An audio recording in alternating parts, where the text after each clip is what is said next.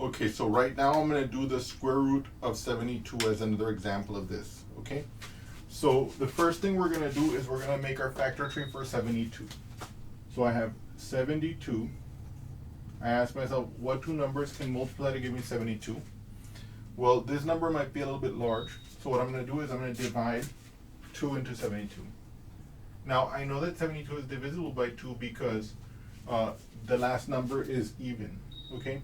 If the last number is even or 0, I know 2 will divide it. So here 2 goes into 7 3 times, because 3 times 2 is 6. 7 minus 6 gives me 1, and I bring down the 2. And I ask myself, does the 2 go into 12? Indeed it does. 6 times, because 6 times 2 is 12, and that leaves me with no remainder. So in fact, I know, because there's no remainder, that 72 can be rewritten as 2 times 36. Okay. Now I can then ask myself, what can I divide 36 into? Well, I can see that again, 36 has a number that's even at the end, right? So I can divide it by 2. So 2 goes into 36. Okay. 2 goes into 3 once. 1 times 2 is 2. 3 minus 2 is 1. I bring down the 6. 2 goes into 16 8 times. 8 times 2 is 16. And again, 16 minus 16 is 0. Because it's 0, I know it's a perfect, I know it's perfectly divisible by 2. In fact, 2 times 18 is 36. So I can see this. 2 and 18, right?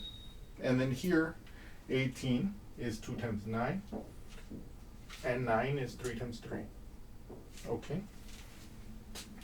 So I can rewrite the square root of 72 as the square root of 2 times 2 times 2 times 3 times 3.